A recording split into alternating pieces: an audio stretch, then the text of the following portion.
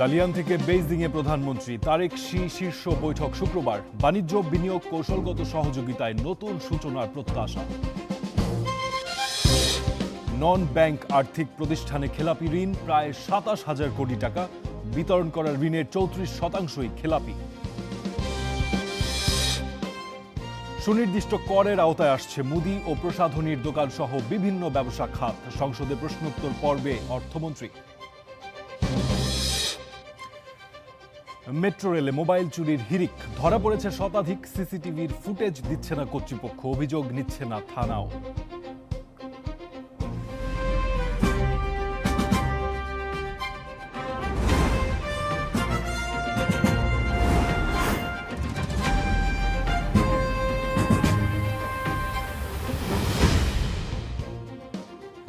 দেশে প্রবাসী আমন্ত্রণ, আমি ফারদিন খান আছি আপনাদের সঙ্গে। এবার অন্যান্য গুরুত্বপূর্ণ সংবাদ। চীনের অর্থনৈতিক কেন্দ্র দালিয়ানে বিশ্বমঞ্চে দেশের অবস্থান তুলে ধরার পর এবার ক্ষমতা কেন্দ্র বেইজিংয়ে প্রধানমন্ত্রী তারেক রহমান। তাতে বহুল প্রত্যাশিত শি জিনপিং তারেক রহমান শীর্ষ বৈঠক ঘিরে বাড়ছে আগ্রহ। দুই নেতার এই বৈঠক থেকে বাণিজ্য, বিনিয়োগ ও কৌশলগত সহযোগিতায় নতুন অধ্যায়ের সূচনা হবে বলে প্রত্যাশা। বেইজিং থেকে জাকারিয়া আহমেদের রিপোর্ট। চীনের ক্ষমতার কেন্দ্র বেইজিংয়ে প্রধানমন্ত্রী, সঙ্গে স্ত্রী জুবাইদা রহমান। বেইজিংয়ের চাওমিং স্টেশন থেকে যান চীনের রাষ্ট্রীয় অতিথি ভবনে, থাকবেন সেখানেই। বৃহস্পতি ও শুক্র এই দুদিন বেইজিংয়ে ব্যস্ত সময় পার করবেন সরকার প্রধান। দালিয়ানে বিশ্ব অর্থনীতি বিষয়ক সম্মেলনে বাংলাদেশের অবস্থান তুলে ধরার পর এবার তার সফরের সবচেয়ে গুরুত্বপূর্ণ অধ্যায় চীনের প্রেসিডেন্ট শি জিনপিং এর সঙ্গে বহু প্রতীক্ষিত শীর্ষ বৈঠক। শুক্রবার অনুষ্ঠিত হতে যাওয়া এই বৈঠকে বাণিজ্য, বিনিয়োগ, অবকাঠামো, প্রযুক্তি সহযোগিতা সহ নানা গুরুত্বপূর্ণ বিষয়ে আলোচনা হবে দুই নেতার মধ্যে। সই হতে পারে ১৫ থেকে ১৭টি চুক্তি ও সমঝোতা স্মারক। বেইজিংয়ে পৌঁছানোর আগে চীনের দালিয়ানে ওয়ার্ল্ড ইকোনমিক ফোরামের সম্মেলনে অংশ নেন প্রধানমন্ত্রী। সেখানে তিনি বৈশ্বিক অর্থনীতির পরিবর্তিত বাস্তবতা, জলবায়ু সংকট মোকাবেলা এবং উন্নয়নশীল দেশগুলোর চ্যালেঞ্জ তুলে ধরেন। এই সম্মেলনে ৯০টিরও বেশি দেশ ও অঞ্চল থেকে রাজনৈতিক নেতা, ব্যবসায়ী, শিক্ষাবিদ ও গণমাধ্যম প্রতিনিধি সহ অংশ নেন প্রায় ১৫০০ অতিথি। উচ্চ পর্যায়ের এই অধিবেশনে গিনির প্রধানমন্ত্রী আমাদো উরি বাহ সহ অংশ নেন ৯টি দেশের রাষ্ট্র ও সরকার প্রধান। দালিয়ান থেকে বেইজিং এই সফরের পথচলা তাই কেবল ভৌগোলিক দূরত্ব অতিক্রমের গল্প নয়, বরং দুই দেশের কৌশলগত অংশীদারিত্বের নতুন দিগন্ত উন্মোচনের বার্তা। প্রধানমন্ত্রীর ৪ দিনের চীন সফরের দুদিন শেষ হয়েছে। সামনে যে দুদিন বাকি আছে সেই দুদিনই মূল আকর্ষণ হতে চলেছে। অর্থাৎ এই দুই দিনের শেষ দিনে শুক্রবার তিনি সাক্ষাৎ করবেন চীনের প্রেসিডেন্ট শি জিনপিং এর সঙ্গে, যেখান থেকে বাংলাদেশের সঙ্গে চীনের দ্বিপাক্ষিক সম্পর্ক, বাণিজ্য সহায়তা থেকে শুরু করে পদ্মা এবং তিস্তা ব্যারেজকে কিভাবে বাস্তবায়ন করা যায় সেই বিষয়গুলো উঠে আসবে। অর্থাৎ এই সফরের মধ্য দিয়ে বাংলাদেশ এবং চীনের যে সম্পর্ক সেটিকে আরও কিভাবে সাফল্যমণ্ডিত করা যায়, এই সফরের মধ্য দিয়ে সেটি হতে যাচ্ছে মূল বার্তা। Zakaria Ahmed, star news, Beijing, চীন। প্রধানমন্ত্রী তারেক রহমানের চীন সফরকে ঢাকা বেইজিং সম্পর্কের এক নতুন অধ্যায়ের সূচনা হিসেবে দেখছে চীন। সফরে একাধিক বড় অবকাঠামো, শিল্প, অর্থনৈতিক সহযোগিতা চুক্তি সই হওয়ার সম্ভাবনাও রয়েছে।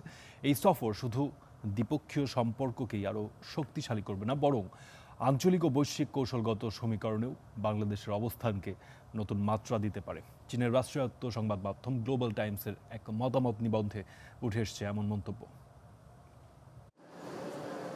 দায়িত্ব গ্রহণের পর প্রথম বিদেশ সফরে মালয়েশিয়া থেকে বর্তমানে চীনে রয়েছেন প্রধানমন্ত্রী তারেক রহমান।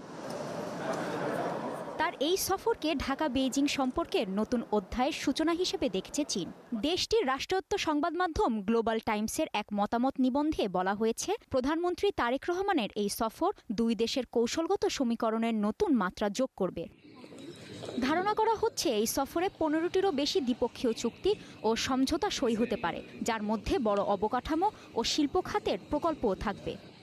নিবন্ধে অর্থনৈতিক ও কাঠামোগত সহযোগিতার ওপর বিশেষ জোর দেয়া হয়েছে। টানা 15 বছর ধরে চীন বাংলাদেশের সবচেয়ে বড় বাণিজ্যিক অংশীদার। এছাড়া শতভাগ শুল্কযোগ্য পণ্যে শূন্য শুল্ক সুবিধা এবং পদ্মা সেতুর মতো মেগা প্রকল্প বাংলাদেশের পরিবহন ব্যবস্থার আমূল পরিবর্তন করেছে। বেল্ট অ্যান্ড রোড ইনিশিয়েটিভ এবং রোহিঙ্গা সংকট মোকাবিলা সহ আঞ্চলিক শান্তি ও স্থিতিশীলতা বজায় রাখতেও দুই দেশ একসঙ্গে কাজ করে যাচ্ছে বলেও নিবন্ধে উল্লেখ করা হয়েছে। তবে এই সাফল্যের পাশাপাশি দ্বিপক্ষীয় সম্পর্কের কিছু বড় চ্যালেঞ্জও উঠে এসেছে গ্লোবাল টাইমসের নিবন্ধে। এর মধ্যে রয়েছে কিছু পরাশক্তির প্রভাব খাটানোর চেষ্টা এবং ঋণের ফাঁদ তত্ত্বের মতো প্রচারণার মাধ্যমে চীনের সহযোগিতাকে প্রশ্নবিদ্ধ করা। এছাড়া বাংলাদেশের অভ্যন্তরীণ রাজনৈতিক স্থিতিশীলতা এবং চীনকে ঘিরে ভিন্নমুখী দৃষ্টিভঙ্গি ও সম্পর্কের ক্ষেত্রে চ্যালেঞ্জ হিসেবে উল্লেখ করা হয়েছে। এই বিদ্যমান চ্যালেঞ্জ মোকাবেলায় খোলামেলা সংলাপ ও পারস্পরিক যোগাযোগ বৃদ্ধির উপর গুরুত্ব দিয়েছে গ্লোবাল টাইমস। পাশাপাশি বাংলাদেশের নীতি নির্ধারকদের জাতীয় স্বার্থকে অগ্রাধিকার দিয়ে বাংলাদেশ ফার্স্ট নীতি অনুসরণের আহ্বান জানানো হয়েছে। নিবন্ধে চীনা বিনিয়োগ, উৎপাদন কেন্দ্রের স্থাপন এবং আঞ্চলিক বাণিজ্য ও সহযোগিতা সম্প্রসারণের সম্ভাবনাও তুলে ধরা হয়েছে।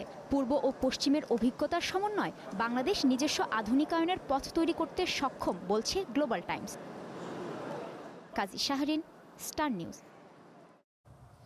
প্রধানমন্ত্রীর চীন সফরের মাধ্যমে বাণিজ্য ঘাটতি কমিয়ে আনা সম্ভব হবে, এই আশা প্রকাশ করেছেন বিএনপির সিনিয়র যুগ্ম মহাসচিব রুহুল কবির রিজভী। তিনি বলেছেন, দেশকে আত্মনির্ভরশীল করাই সরকারের লক্ষ্য। বুধবার রাজধানীর নয়াপল্টনে বিএনপির কেন্দ্রীয় কার্যালয়ে সাংবাদিকদের সাথে আলাপকালে তিনি এই কথা বলেন। চীনের সাথে বাংলাদেশ, বিশেষ করে বিএনপির একটি ঐতিহাসিক সম্পর্ক রয়েছে, আপনারা জানেন। ব্যবসা বাণিজ্যের ক্ষেত্রে, বিনিয়োগের ক্ষেত্রে বাংলাদেশের যে ঘাটতি, বাণিজ্য ঘাটতি প্রায় $24 বিলিয়ন মতো, এটিকে কমিয়ে আনতে হবে। সে ব্যাপারে দেশের জনগণ প্রত্যাশা করে দেশের প্রধানমন্ত্রী এ বিষয়ে যুগোপযোগী এবং কার্যকর পদক্ষেপ গ্রহণ করবেন। দেশের ব্যাংক বহির্ভূত আর্থিক প্রতিষ্ঠানগুলোর বিতরণ করা ঋণের 1/3 পরিণত হয়েছে খেলাপিতে। এখানে মোট খেলাপি ঋণের পরিমাণ প্রায় 26,700 কোটি টাকা। বিশ্লেষকরা বলছেন, বেনামি ঋণ গ্রহীতাদের চিহ্নিত করে শাস্তি নিশ্চিত করতে হবে সরকারকে। আর কেন্দ্রীয় ব্যাংক জানিয়েছে, এই খাতের খেলাপি ঋণ পুনরুদ্ধারে আর্থিক প্রতিষ্ঠানগুলোর বিরুদ্ধে কঠোর ব্যবস্থা নেওয়া হচ্ছে। বিস্তারিত ওয়ালিদ সাকিবের রিপোর্টে। গেল 1.5 দশকে দেশের ব্যাংক খাতের মতো লুটপাটের শিকার হয়েছে ব্যাংক বহির্ভূত আর্থিক প্রতিষ্ঠানগুলো। এই খাত থেকেও জালিয়াতির মাধ্যমে বের করে নেওয়া হয় হাজার হাজার কোটি টাকা।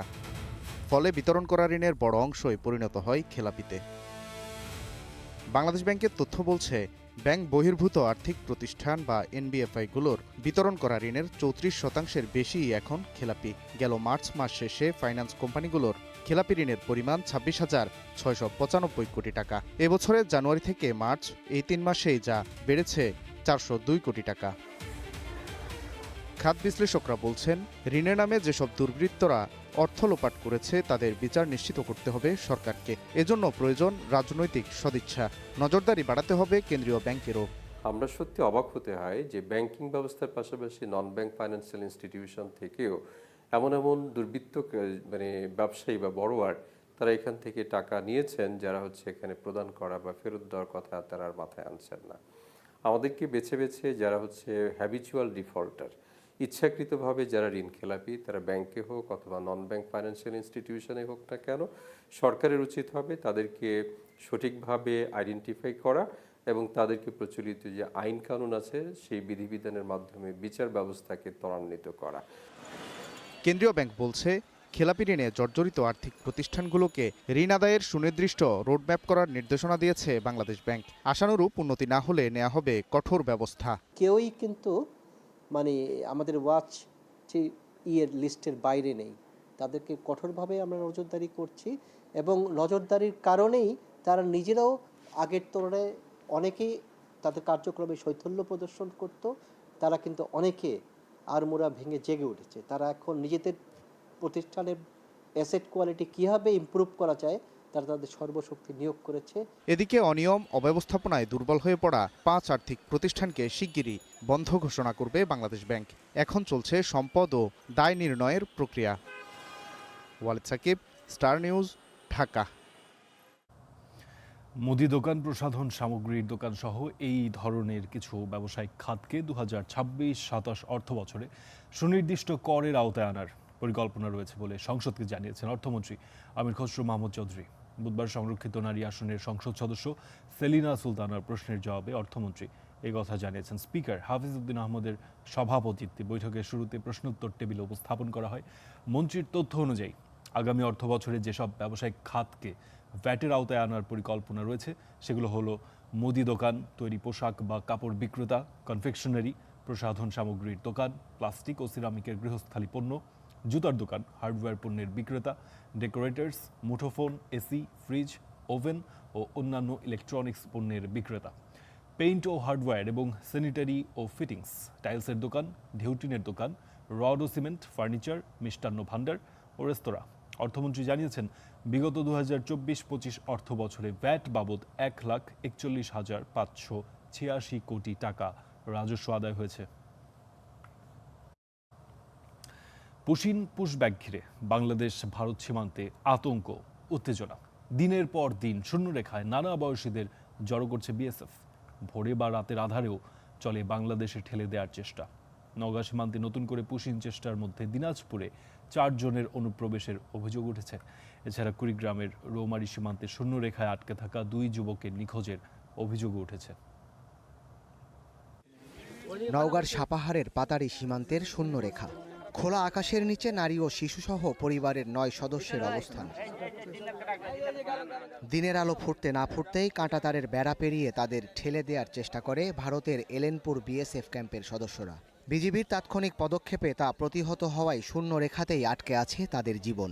আজকে আনুমানিক ভোর 3টার দিকে ভারত তাদের দেশ থেকে আমাদের বাংলাদেশে পুশিং করার চেষ্টা করেছে। আনুমানিক 9 জন হবে মোটামুটি। ভারতের এই সিদ্ধান্তগুলো আমাদের কাছে খুব জঘন্য লাগে।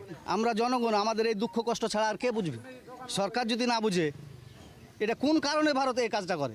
এ অবস্থায় সীমান্ত সুরক্ষায় সতর্ক অবস্থানে বিজিবি, নজর রাখছেন স্থানীয়রাও। এই উত্তেজনার মধ্যেই দিনাজপুরের শঙ্করপুর সীমান্ত দিয়ে 4 জনকে পুশিনের তথ্য মিলেছে। তবে বিজিবি একে বলছে অবৈধ অনুপ্রবেশ।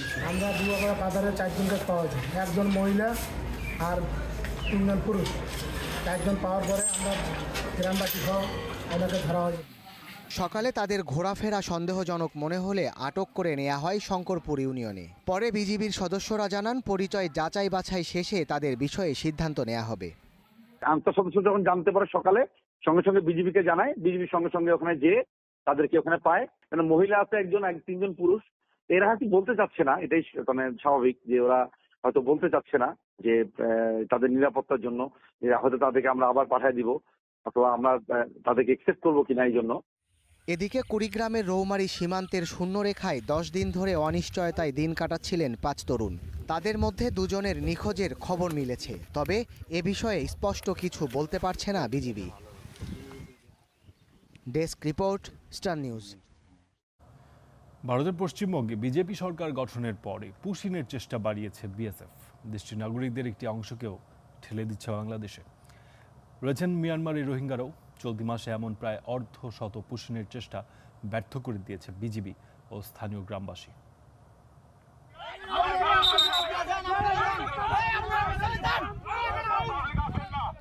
গেল মে মাসে ভারতের পশ্চিমবঙ্গে বিজেপি সরকার গঠনের পর হঠাৎ করে বাংলাদেশে পুশিন চেষ্টা তীব্র হয়। দেশটি ঘোষণা দিয়ে তাদের নাগরিকদের একটি অংশকে ভিনদেশি আখ্যা দিয়ে বাংলাদেশে ঠেলে পাঠানোর চেষ্টা করে যাচ্ছে। পুশিন ঠেকাতে সীমান্তের সব জেলায় টহল বাড়িয়েছে বর্ডার গার্ড বাংলাদেশ বিজিবি, যাতে চলতি মাসে প্রায় অর্ধশত পুশিনের চেষ্টা ব্যর্থ করে দিয়েছে বিজিবি ও স্থানীয় গ্রামবাসী। এর মধ্যে জুনের প্রথম 2 সপ্তাহে চেষ্টা হয় 30টির বেশি। পঞ্চগড়, চাঁপাইনবাবগঞ্জ, ঠাকুরগাঁও, ঝিনাইদহ, লালমনিরহাট, কুষ্টিয়া, মেহেরপুর, জয়পুরহাট, যশোর, সিলেট এবং নেত্রকোনায় সবচেয়ে বেশি পুশিনের চেষ্টা করে ভারতীয় সীমান্তরক্ষী বাহিনী বিএসএফ, যা ব্যর্থ করে দেয় বিজিবি। এর মধ্যে ঝিনাইদহে পিজন ভ্যান দিয়ে সরাসরি নথিহীন ব্যক্তিদের পুশিনের চেষ্টা করে বিএসএফ। বর্ডার গার্ড বাংলাদেশের তথ্য মতে 2025 সালের 7 মে থেকে চলতি বছরের 26 জানুয়ারি পর্যন্ত 2479 জনকে পুশিন করেছে ভারতীয় সীমান্তরক্ষী বাহিনী। এর মধ্যে 120 থেকে 126 জন ভারতীয় নাগরিক রয়েছেন মিয়ানমারের রোহিঙ্গারাও। সর্দার মোহাম্মদ আরিফ, স্টার নিউজ। রাজধানীর ধানমন্ডিতে সাংবাদিকদের পেটানোর ঘটনায় 4 জনকে বহিষ্কার করেছে জামায়াতে ইসলামী।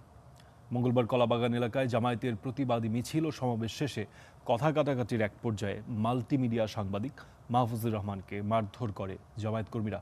এরপর সামাজিক যোগাযোগের তীব্র প্রতিবাদের মুখে সুষ্ঠু তদন্তের জন্য ঢাকা মহানগরী দক্ষিণের পক্ষ থেকে তাৎক্ষণিকভাবে 4 সদস্যের একটি তদন্ত কমিটি গঠন করা হয়। তদন্ত কমিটির জমা দেয়া প্রতিবেদনের আলোকে দোষীদের বিরুদ্ধে শাস্তিমূলক ব্যবস্থা গ্রহণ করল জামায়াতে ইসলামী।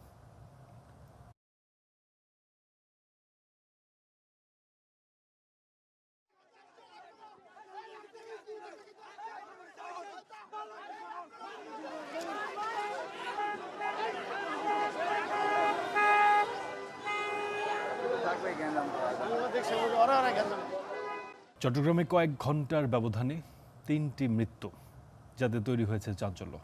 কারা হেফাজতে মারা গেছেন সাতকানিয়ার এক ব্যবসায়ী। সীতাকুণ্ডের মসজিদে মিলেছে ইমামের ঝুলন্ত মরদেহ, আর পাহাড়তলিতে ছুরিকাঘাতে নিহত এক তরুণ। 3টি ঘটনায় তদন্তের কথা বলছে পুলিশ। স্যার তামিম মাহমুদের রিপোর্ট। চট্টগ্রামে কয়েক ঘন্টার ব্যবধানে হত্যাকাণ্ড সহ 3টি অস্বাভাবিক মৃত্যুর ঘটনায় চাঞ্চল্যের সৃষ্টি হয়েছে। এর মধ্যে সবচেয়ে বেশি রহস্য ও ক্ষোভের জন্ম দিয়েছে চট্টগ্রাম কারাগারে এক ব্যবসায়ীর মৃত্যু। স্বজনদের দাবি, জমি সংক্রান্ত শুনানির জন্য মঙ্গলবার সকালে সাতকানিয়ার এসিল্যান্ড অফিসে যান ব্যবসায়ী নূর আলম। সেখানে রাজনৈতিক ট্যাগ দিয়ে ডিবি পরিচয়ে সাদা মাইক্রোবাসে তাকে তুলে নিয়ে যাওয়া হয়। পরে সুস্থ অবস্থায় দুপুরে তাকে চট্টগ্রাম কারাগারে পাঠানো হলেও বুধবার সকালে হঠাৎই আসে তার মৃত্যুর খবর। একে পরিকল্পিত হত্যাকাণ্ড বলে দাবি স্বজনদের। রাজনীতিকের সাথে কোনো জড়িত ছিল না। রাজনীতিকের ছবি লাগাইয়ে এমপির সাথে এটার সাথে ওটার সাথে লাগাইয়ে আমার ভাইকে আজ কোনো দিন দেখি গিয়ে জাঙ্গা সংক্রান্ত নিয়ে অ্যারেস্ট করার জন্য কি অনেক রকম করছে। আমার ভাই সুস্থ মানুষ, আমার চাইতে সুস্থ, তাহলে উনি যে কারাগারে গেছে হাসি মুখে, কালকে উনিকে মারা হলো কেন? এরা স্পেশাল মানে ডিবি পুলিশ ভাড়া করে মানে টাকা দিয়ে মানে আমার ভাইকে গ্রেপ্তার করে কালকে কোর্টে এখানে চালান দিছে। একটা মানুষ, সুস্থ মানুষ, এসে খুশি সবার সাথে কথা বলতেছে। আমার ভাইকে ডিবি দিয়ে ধরানো হয়েছে। ডিবি কি করছে, কি বিষাক্ত কি খাওয়াইছে, কি মারছে, কি করছে সেটা ডিবি জানে। ভাই আমি জানি না, আমি সুষ্ঠু বিচার চাই। কর্তব্যরত চিকিৎসক জানান, মৃত অবস্থাতেই তাকে হাসপাতালে নিয়ে আসা হয়। ডেড বডিটা আসলে আসছিল, আসার পর আমরা ইসিজি করছি, ব্রড ডেথ ছিল, তারপর আমরা ডেথ সার্টিফিকেট দিছি। তো কারণ যেহেতু জানি না, কজ আননোন দিছে। মঙ্গলবার রাতে নগরীর পাহাড়তলিতে মাদক কারবারিদের ছুরিকাঘাতে নিহত হয়েছেন রিফাত নামে এক যুবক। বাসা থেকে ডেকে নিয়ে তাকে হত্যার অভিযোগ করেছেন স্বজনরা। কেন নিছে স্যার এটা আমি জানি না। সকাল ও তো ঘুম, আমাদের সাথে আজকে খেলা দেখছে। ওরা অন্য লোক কি করে, ওরা মানে কি মাউজির ব্যবসা করে। ওরা হত্যাকাণ্ডের ঘটনায় জড়িতদের গ্রেফতারে অভিযান চালানোর কথা বলছে পুলিশ। তাদের বিরুদ্ধে ওইরকম নাই, এমনি উচ্ছৃঙ্খল ছেলে পেলে আর কি, এগুলা তো ভালো ছেলে না। এইটুকু সিরিয়াসলি ট্রাই করতেছি, ইনশাল্লাহ আইডেন্টিফাই করছি, ধরে ফেলবো ইনশাল্লাহ। এদিকে সীতাকুণ্ড উপজেলার সোনাইছড়ি ইউনিয়নের বাংলাবাজার এলাকার একটি মসজিদের 2য় তলা থেকে ইমামের ঝুলন্ত লাশ উদ্ধার করেছে পুলিশ। এটি হত্যা নাকি আত্মহত্যা তা খতিয়ে দেখার কথা বলছে পুলিশ। Syed Tamim Mahmud, Star News, Chittagong. ন্যায্য মূল্য না পাওয়ার ক্ষোভে এবার নদীতে পেঁয়াজ ফেলেছেন কৃষক। এমনই এক ভিডিও ভাইরাল হয়েছে সম্প্রতি। দাম না থাকায় চরম হতাশ রাজবাড়ির অন্য চাষিরাও। বস্তা ভর্তি পেঁয়াজ নদীতে ফেলছেন কৃষক। দাম না পেয়ে এভাবেই প্রতিবাদ জানান রাজবাড়ির চাষি আসগর আলী। খোঁজ নিয়ে জানা যায়, রাজবাড়ির বাজারগুলোতে প্রতিমন পেঁয়াজ বিক্রি হচ্ছে মাত্র 600 থেকে 700 টাকা মন। কৃষকরা জানান, এই দামে তাদের উৎপাদন খরচই ওঠে না। অন্য অন্য জিনিসের সবকিছুর দাম বেশি, কিন্তু পেঁয়াজের দামটা আর কিরকম ভাবে পাওয়া যাচ্ছে না। পেঁয়াজের দাম তো ধরেন যে সেই হারে যে হারে দাম হওয়ার কথা সে হারে তো দাম নাই। এখন পিস খরচ হলো 1500 টাকা, বেশি বেচা লাগতেছিল 800-700। উৎপাদন বেশি হয়, দাম কম বলে জানান কৃষি কর্মকর্তা। সংরক্ষণের ওপর জোর দিলেন তারা। সেকেন্ড জেনারেশনের হাইব্রিড যেটা কিং জাতের পেঁয়াজ বেশি উৎপাদন করে, এর ফলে উৎপাদন অনেক বেড়ে গেছে, ফলনও বেশি। কৃষকের ঘরে এখন আমাদের 3,75,000 মেট্রিক টনের মতো পেঁয়াজ সংরক্ষিত রয়েছে। আমি আশা করি সামনে পেঁয়াজের দাম আরও বাড়বে, কৃষক ন্যায্য মূল্য পাবে, বেশি দাম পাবে। 5,500-এর মতো ব্লোয়ার মেশিন দেওয়া হয়েছে, যেটা দিয়ে প্রায় 70 থেকে 80,000 মেট্রিক টন পেঁয়াজ সংরক্ষণ করা সম্ভব। এর ফলে কিছুটা কৃষক নিস্তার পাচ্ছে। পাশাপাশি সরকার হয়তো ভবিষ্যতে উপজেলা পর্যায়ে বা ইউনিয়ন পর্যায়ে কালেকশন সেন্টার যদি করে এবং সরকারিভাবে টিসিবির মাধ্যমে পেঁয়াজ ক্রয় করে, হয়তো কৃষক কিছুটা মুক্তি পাবে আর কি এখান থেকে। পেঁয়াজের ন্যায্য মূল্য নিশ্চিতে সংশ্লিষ্টদের হস্তক্ষেপ দাবি কৃষকদের। Desk report, star news. Metro রেলের গেটে ভিড়ের মধ্যে ফোন হাতিয়ে স্টেশন থেকে সটকে পড়া, সব মিলিয়ে 5 মিনিটের মধ্যেই শেষ মোবাইল ফোন চুরির মিশন। রাজধানীর প্রতিটি মেট্রো স্টেশনে এটা এখন নিয়মিত চিত্র। ফোন চুরির পর আরও দুর্ভোগ শুরু হয় ভুক্তভোগীদের। কর্তৃপক্ষ দিতে চায় না সিসিটিভি ফুটেজ, থানাও নিতে চায় না অভিযোগ। সব মিলে অসহায় মেট্রো যাত্রীরা। মৌমিতা মৌ রিপোর্ট করেছেন। 7 জুন রাত 8:09। রাজধানীর শাহবাগ মেট্রো স্টেশনে যাত্রীদের ভিড়। হঠাৎ সেখানে শার্ট, প্যান্ট এবং পাঞ্জাবি পরা 2 মধ্যবয়স্কের আনাগোনা দেখা যায়। দুজনের মুখে মাস্ক ও মাথায় টুপি, যাদের নিয়ে খারাপ কিছু সন্দেহের কোনো অবকাশ নেই। মিনিট খানেকের মধ্যে আসলো ট্রেন। ওই 2 ব্যক্তি একজনকে টার্গেট করলেন। টার্গেটের যাতে কোনো সন্দেহ না হয় এজন্য তারা দাঁড়ালেন আলাদা লাইনে। টার্গেট যখনই গেটের ভেতরে ঢুকতে যাবে সেই মুহূর্তেই দৌড়ে গেট পাল্টে ফেলে সেই 2 জন। ছো মেরে পকেট থেকে ফোন নিয়ে নেয় একজন, দিয়ে দেয় পেছনের জনকে। ফোন নিয়েই হাওয়া পাঞ্জাবি পরা চোর। আর প্রথম চোরটি গেটে দাঁড়িয়ে এমন ভাব করতে থাকে যেন একটুর জন্য ট্রেনটা মিস হয়ে গেছে। এত কিছু করার মিনিট 2-এর মধ্যেই স্টেশন থেকে নেমে চলে যায় মোবাইল চোররা। আমি দৌড়িয়ে গিয়ে নিচে গেলাম, কন্ট্রোল রুমে গিয়ে বললাম যে এই ব্যাপার, আমাকে সিসিটিভি ফুটেজটা একটু দেখান। তো ওরা বললো যে না, আপনার জিডি করতে হবে, আদারওয়াইজ আমরা সিসিটিভি ফুটেজ দেখাতে পারবো না। ঘটনার পরপরই শুরু হয় আরেক ভোগান্তি। মেট্রো স্টেশনে অভিযোগ নিয়ে গেলে তারা কোনো সহায়তা করেনি। মেট্রো রেল কর্তৃপক্ষ আমাকে অন্য কোনো ফুটেজ আর দেখালো না, একটা ফুটেজই দেখালো, বললো যে আজকে টাইম শেষ, আমাদের শিফটিং হবে। ফুটেজটা পেতে আমাদের সময় লেগেছে 1 সপ্তাহ। এটা আমার কাছে খুবই আশ্চর্য লাগছে এবং দুঃখজনক ব্যাপার। ভুক্তভোগী সোহেল রানার মতো এমন ঘটনা এখন নিত্যদিনের। ফোন হারানোর পর সবচেয়ে বড় সমস্যা, ভুক্তভোগী জানতে পারেন না ঘটনা কোথায় ঘটেছে। তাই থানাগুলো অভিযোগ নিতে চায় না। মেট্রো রেলের নিরাপত্তা দেখে এমআরটি পুলিশ, কিন্তু অভিযোগ দিতে হয় থানায়। তদন্ত নিয়েও বাধে দ্বন্দ্ব। এই যেমন সোহেল রানার ঘটনায় অভিযুক্তদের চেহারা স্পষ্ট হলেও এখনো আটক হয়নি কেউ। আমরা শনাক্ত করার চেষ্টা করতেছি। আর ফোনটা বন্ধ আছে, ফোনটা ব্যবহার হইলে তথ্য প্রযুক্তির মাধ্যমে আমরা উদ্ধারের চেষ্টা করব।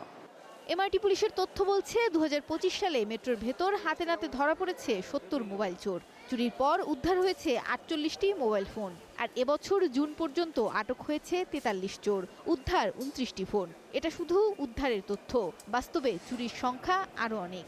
তাৎক্ষণিক যদি আমাদেরকে ফুটেজটা সরবরাহ করা হতো উইদাউট জিডি বা মামলা, তাহলে আমরা তাৎক্ষণিক একটা প্রতিক্রিয়া দেখাতে পারতাম। আমরা অতটি চাই না, কিন্তু আমরা তো সাথে সাথে যে প্রতিকারটা এটা পাচ্ছি, ওরা যদি সহযোগিতা করতো তাহলে এটা সহজ হয়ে যেত। ঢাকায় নগর জীবনযাত্রার ধারণা পাল্টে দিয়েছে মেট্রো রেল। মানুষের কাছে সবচেয়ে নিরাপদ ও স্বস্তির বাহনও এটি। কিন্তু রোজকার মোবাইল চুরির ঘটনায় মেট্রো রেলের নিরাপত্তা ব্যবস্থা নিয়ে প্রশ্ন উঠেছে। মৌমিতা মৌ, স্টার নিউজ, ঢাকা। সরকারি প্রাথমিক বিদ্যালয়ের শিক্ষক বদলি প্রক্রিয়ায় আসছে বড় পরিবর্তন। দীর্ঘদিনের ভোগান্তি, তদবির, দুর্নীতি কমাতে এর দায়িত্ব দেওয়া হচ্ছে স্থানীয় প্রশাসনের হাতে। তবে নতুন এই ব্যবস্থাকে রাজনৈতিক প্রভাব মুক্ত রাখা যাবে কিনা তাই নিয়ে সন্দিহান শিক্ষাবিদরা। বিস্তারিত ফরহাদ বিন নূরের রিপোর্টে। দেশে 65,000-এর বেশি সরকারি প্রাথমিক বিদ্যালয়ে শিক্ষক অন্তত 4 লাখ। তাদের বদলিকে কেন্দ্র করে দীর্ঘদিন ধরে তৎপর একটি শক্তিশালী সিন্ডিকেট। এই বদলির জন্য শিক্ষকদের ছুটতে হয় প্রাথমিক শিক্ষা অধিদপ্তর ও মন্ত্রণালয়ে। সেখানে শুধু হয়রানি নয়, তদবির, দুর্নীতির অভিযোগও বেশ পুরনো। দীর্ঘদিনের এই ভোগান্তি, জটিলতা কমাতে বদলি প্রক্রিয়া স্থানীয় প্রশাসনের হাতে দিচ্ছে সরকার। খসড়া নীতিমালা অনুযায়ী উপজেলা, জেলা, বিভাগ ও সিটি কর্পোরেশনে হবে পৃথক কমিটি। প্রতিটি কমিটিতে সদস্য থাকবেন স্থানীয় 2 জন গণ্যমান্য ব্যক্তি। তবে বদলি কার্যক্রম স্থানীয় পর্যায়ে গেলে রাজনৈতিক বা অন্য কোনো প্রভাবমুক্ত রাখা যাবে কিনা তা নিয়ে সন্দিহান শিক্ষাবিদরা। প্রশ্ন হলো গণ্যমান্য ব্যক্তি কারা, এখন এই তাদের ক্রাইটেরিয়া কি, তাদেরকে পিক করবে কারা, তাদের পারফরমেন্স কেমন হবে, তো তারা কি সত্যিকার অর্থে কি তারা তাদের দায়িত্বটা পালন করবেন। আবার যারা এখানে এই থানা পর্যায়ে উপজেলা পর্যায়ে যারা অফিসার আছেন তারা সৎ কিনা, হ্যাঁ তারা দক্ষ কিনা, তারা ডেডিকেটেড কিনা, তাদের সেই গার্ডস আছে কিনা। পুরো জিনিসটা যদি একটা ডিজাইনের মধ্যে না আনি আমরা, তাহলে এখন যেভাবে হচ্ছে নতুন নিয়মও ভালো কোনো ফল আসবে না। তবে প্রাথমিক ও গণশিক্ষা প্রতিমন্ত্রী ববি হাজ্জাজ বলছেন, অনিয়ম রোধে নতুন যে নীতিমালা হচ্ছে তা অস্থায়ী।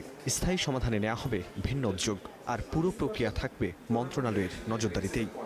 আমার কাঠামোর বাইরে যে ইউএনও বা ডিসি বা অন্য কেউ ডিসাইড করবে আমার মন্ত্রণালয়ের অধীনে কর্মরত একজন টিচারের বদলি কোথায় হবে, কিভাবে হবে, এটা নিয়ে আমি particularly I am not happy. আমার সেন্ট্রাল মনিটরিং এদের উপরে এত শক্তিশালী না যে তাদের করাপ্ট প্র্যাকটিসেস আমি ইমিডিয়েটলি থামাতে সক্ষম হতে পারি। পার্মানেন্ট সলিউশন যেটা হবে, যেটাই হোক, সেটা শুধুমাত্র প্রাথমিক গণশিক্ষা মন্ত্রণালয়ের অধীনেই হবে, অন্য কারোর অধীনে হবে না। কিন্তু সেটা হলো পার্মানেন্ট সলিউশন, এটা টেম্পোরারি সলিউশন। বদলির যে নতুন নীতিমালা হাতে নিয়েছে সরকার, এতে শিক্ষকদের ভোগান্তি কমার কথা বলা হলেও তা নির্ভর করছে স্থানীয় প্রশাসনের স্বচ্ছতার উপর। কিন্তু স্থানীয় প্রশাসন কতটা স্বচ্ছতার সাথে এই বদলি প্রক্রিয়া সম্পন্ন করতে পারে এখন সেটি দেখার বিষয়। ফরহাদ বিন নূর, স্টার নিউজ, ঢাকা। 2027 সালের এসএসসি ও সমমানের পরীক্ষা জানুয়ারি মাসে হবে বলে জানিয়েছেন শিক্ষামন্ত্রী। বুধবার সকালে রাজধানীর আজিমপুরে এক মতবিনিময় সভায় এই কথা জানিয়েছেন তিনি। এছাড়া 2 জুলাই শুরু হতে যাওয়া এইচএসসি পরীক্ষা নিয়ে তিনি বলেছেন, প্রশ্নপত্র ফাঁসের ঘটনা ঘটলে কোনো ছাড় দেওয়া হবে না। শিক্ষার্থী নকল করলে ব্যবস্থা নেওয়া হবে প্রতিষ্ঠান প্রধানের বিরুদ্ধে। পরীক্ষকদের মূল্যায়ন নিশ্চিতে উত্তরপত্র পুনর্যাচাই হবে বলেও সতর্ক করেছেন মন্ত্রী। তিনি আরও জানিয়েছেন, এতে গড়িমসি পেলে নেওয়া হবে আইনি ব্যবস্থা। এছাড়া 2022 সাল থেকে যেসব শিক্ষক কর্মচারী অবসর ভাতা পাননি তাদের বকেয়া জুলাই মাসের মাঝামাঝি থেকে শুরু হবে বলেও জানিয়েছেন শিক্ষামন্ত্রী। নকল পাওয়াটাকে ওই জুবিনিয়াল একজন আন্ডার এজকে আমরা পানিশমেন্ট দিতে পারি না, ইটস নট প্রপার।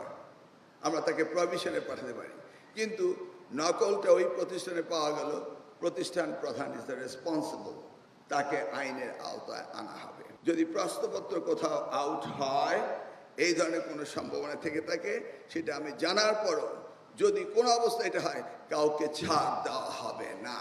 2027-এর এসএসসি পরীক্ষা আমরা নেব জানুয়ারি মাসে। গাইবান্ধায় 6 বছরের শিশুকে ধর্ষণের অভিযোগে এক ব্যবসায়ীকে আটক করা হয়েছে। পরে ক্ষুব্ধ জনতা অভিযুক্তের মালিকানাধীন রেস্টুরেন্টে ভাঙচুর ও আগুন দেয়। এই ঘটনার বিচার দাবি জানিয়েছেন স্বজন ও এলাকাবাসী। ধর্ষণের অভিযোগে রেস্টুরেন্টে হামলা, আগুন দেয় ক্ষুব্ধ জনতা। স্থানীয়রা জানায়, গাইবান্ধা সদরের ভেড়ামারা ব্রিজ এলাকায় জাফলং চাইনিজ ফাস্টফুড রেস্টুরেন্টে 6 বছরের শিশুকে টাকার প্রলোভনে নিয়ে যায় প্রতিষ্ঠানটির মালিক আমির উদ্দিন। পরে সেখানে মেয়েটিকে ধর্ষণ করে সে। বিষয়টি বুঝতে পেরে স্থানীয়রা মেয়েটিকে উদ্ধার করে হাসপাতালে ভর্তি করে। আড়াল থেকে ওরা দেখছে যে অনৈতিক কাজ করতেছে। ছোট বাচ্চার যদি এইভাবে স্বাধীনতা না থাকে, তাহলে আমাদের স্বাধীন দেশ হয়ে এটা কি করতেছি আমরা। পরে ক্ষুব্ধ জনতা অভিযুক্ত আমিরকে আটক করে গণপিটুনি দেয়। ভাঙচুর করে আগুন দেয়া হয় রেস্টুরেন্টটিতে। খবর পেয়ে পুলিশ ঘটনাস্থলে এসে আমিরকে আটক করে থানায় নিয়ে যায়। আমরা তো মাত্র তাকে নিয়ে আসলাম, পরিস্থিতি এমন ছিল আমরা ওইখানে এই মুহূর্তে যাচাই করার সুযোগ পাই। আমরা যাচাই করব। লোকজনের ভাষ্যমতে ধর্ষণের অভিযোগ, ধর্ষণের চেষ্টা না, ধর্ষণের অভিযোগ লোকজনের কথা মতে। তো আমরা আরো যাচাই করে বলতে পারবো কনফার্ম হয়। রেস্টুরেন্টটিতে দীর্ঘদিন ধরে অবৈধ কর্মকাণ্ড হতো বলে অভিযোগ স্থানীয়দের। Desk report, star news. ভোলায় আদালতে বিচার চাইতে এসে আদালতের এজলাসেই বিষ পান করেছেন এক নারী। বুধবার দুপুরে জেলা সিনিয়র জুডিশিয়াল ম্যাজিস্ট্রেট আদালতে মামলার শুনানি চলাকালেই এই ঘটনা ঘটে। আইনজীবী ও পুলিশ সদস্যরা দ্রুত তাকে উদ্ধার করে হাসপাতালে পাঠান। জানা গেছে, বোরহানউদ্দিন উপজেলার ছোট মানিকা গ্রামের বাসিন্দা তারা ভানু তার স্বামী বাহার উদ্দিন সহ কয়েকজনের বিরুদ্ধে যৌতুকের দাবিতে নির্যাতনের অভিযোগ এনে নারী ও শিশু নির্যাতন দমন আইনে মামলা করেন। শুনানিতে আদালত প্রধান আসামি বাহার উদ্দিনকে মামলায় রেখে অপর 2 আসামিকে অব্যাহতি দেন। তবে তার স্বামীকেও অব্যাহতি দেওয়া হয়েছে মনে করে বিষ পান করেন বলে জানিয়েছেন আইনজীবীরা। বর্তমানে তারা ভানুর শারীরিক অবস্থা স্থিতিশীল রয়েছে বলে জানিয়েছে চিকিৎসকরা।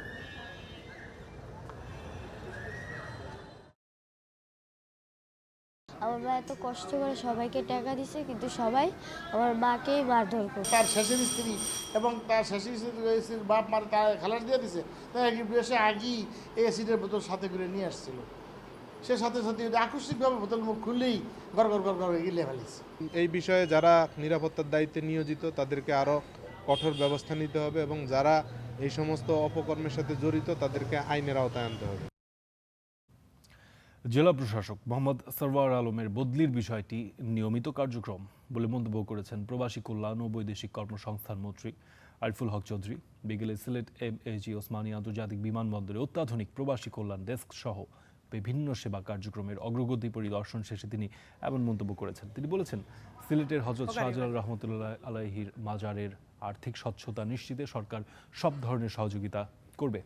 সকলের সাথে আলোচনা করে মাজারের যথাযথ ব্যবস্থাপনার বিষয়টি নির্ধারণ করা হবে বলেও জানিয়েছেন তিনি। কাতারের সড়ক দুর্ঘটনায় নিহতদের মরদেহ দ্রুত দেশে ফিরিয়ে আনতে সরকার কাজ করছে উল্লেখ করে তিনি জানিয়েছেন, নিহতদের পরিবারকে সব ধরনের সহযোগিতা করা হবে। বদলির বিষয়টা জনপ্রশাসন নিজেই আগেতে এটা তাদের রুটিন ওয়ার্ক এটা করেছেন। এটা হয়তো এই ঘটনার সঙ্গে সম্পৃক্ত, কিন্তু আলটিমেটলি এটা আরও আগে হইলেও এটা হইতো, পরে হইলেও এটা হইতো, মানে কাকতালীয়ভাবে অনেক স্বচ্ছতার পদক্ষেপে আমাদের সহযোগিতা করা প্রয়োজন। আমরা সরকারের পক্ষ থেকে সর্বাত্মক সহযোগিতা করব। মাদারীপুরের শিবচরে জায়গা জমি সংক্রান্ত বিরোধের জেরে আপন চাচাতো ভাইয়ের খুশিতে আলতাফ মাতবর নামের এক ব্যক্তি নিহত হয়েছেন। ঘটনার পর থেকে অভিযুক্ত বারেক মাতবর পলাতক রয়েছেন। স্থানীয় সূত্রে জানা গেছে, জায়গা জমি সহ বিভিন্ন বিষয় নিয়ে দীর্ঘদিন ধরে আলতাফ মাতবরের সাথে তার চাচাতো ভাই বারেক মাতবরের বিরোধ চলছিল। এটি যে বুধবার সন্ধ্যায় তাদের দুজনের মধ্যে তীব্র বাগবিতণ্ডা ও তর্কাতর্কি হয়। তর্কের এক পর্যায়ে বারেক মাতবর উত্তেজিত হয়ে আলতাফ মাতবরের বুকে সজোরে ঘুষি মারেন। এতে আলতাফ মাতবর তাৎক্ষণিকভাবে মাটিতে লুটিয়ে পড়েন এবং ঘটনাস্থলেই তার মৃত্যু হয়। লাশ ময়নাতদন্তের জন্য মর্গে পাঠানোর প্রক্রিয়া চলছে বলে জানিয়েছে পুলিশ। এ বিষয়ে পরবর্তী আইনি ব্যবস্থা প্রক্রিয়াধীন রয়েছে। নতুন করে বৃষ্টিপাত না হয় কমেছে উজানের ঢল, তবে তিস্তা ব্যারাজের জল কপাট খোলা রাখায় পানি বাড়ছে ব্রহ্মপুত্র, ধরলা সহ বেশ কয়েকটি নদ নদীতে। প্লাবিত হতে শুরু করেছে নদী তীরবর্তী নিম্নাঞ্চল। স্কুলে পানি ওঠায় ব্যাহত হচ্ছে পাঠদান কার্যক্রম। উজানের ঢলে টইটুম্বর নদী তীর উৎসে ঢুকে পড়েছে লোকালয়ে, ভাসিয়েছে ফসলি জমি, রাস্তাঘাট, পুকুর, জলাশয়। পানি উন্নয়ন বোর্ড জানিয়েছে, নতুন করে বৃষ্টিপাত না হওয়ায় কমেছে উজানের ঢল, তবে তিস্তা ব্যারেজের জলকপাট খোলা রাখায় পানি বাড়ছে ব্রহ্মপুত্র, ধরলা সহ বেশ কয়েকটি নদ নদীতে। প্লাবিত হতে শুরু করেছে লালমনিরহাটের আদিতমারি ও কালীগঞ্জের নদী তীরবর্তী নিম্নাঞ্চল। কয়েকটি স্কুলে পানি ওঠায় ব্যাহত হচ্ছে পাঠদান কার্যক্রম।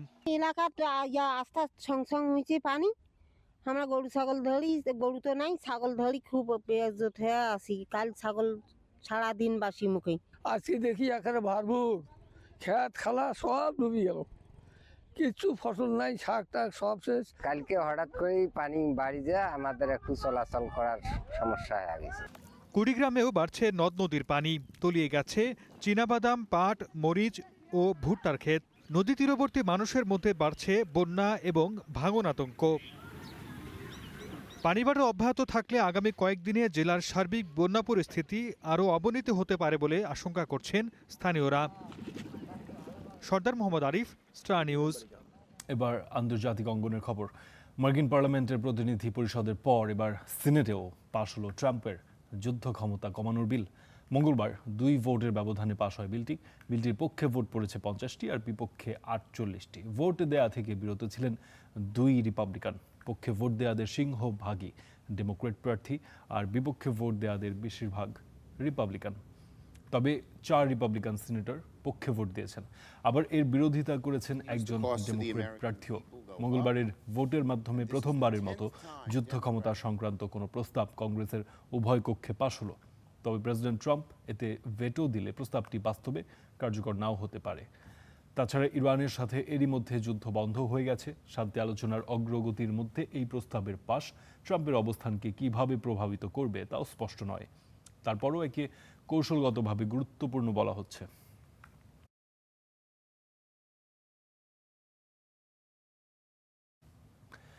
পার্লামেন্টে মার্কিন প্রেসিডেন্টের যুদ্ধ ক্ষমতা কমানোর প্রস্তাব পাশকে অর্থহীন আখ্যা দিয়েছেন ডোনাল্ড ট্রাম্প। মঙ্গলবার সামাজিক যোগাযোগ মাধ্যম ট্রুথ সোশ্যালে এক পোস্টে এই প্রতিক্রিয়া জানিয়েছেন তিনি। পাশাপাশি একে একটি ভুল সময়ে নেওয়া পদক্ষেপ বলেও অভিহিত করেছেন ট্রাম্প। ওই পোস্টে ট্রাম্প আরও দাবি করেছেন, ইরানকে তিনি এমন অবস্থায় নিয়ে গিয়েছেন যেখানে গেল কয়েক দশকের মধ্যে প্রথমবারের মতো তারা যুক্তরাষ্ট্রকে সম্মান ও গুরুত্ব দিচ্ছে।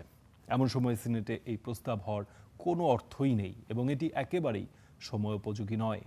পোস্টে ইরানকে বিশ্ব সন্ত্রাসবাদ পৃষ্ঠপোষক দেশ আখ্যা দিয়ে তিনি বলেছেন, এই প্রস্তাব পাশের মধ্য দিয়ে ইরানের কাছে একটি ভুল বার্তা দেওয়া হলো। এরই মধ্যে মার্কিন প্রতিনিধিদের কাছে ইরান এই প্রস্তাবের ব্যাপারে জানতে চেয়েছে বলেও লিখেছেন তিনি। এই ছিল দেশে প্রবাসের আয়োজনে। আপনাদের সঙ্গে ছিলাম আমি ফারদিন খান।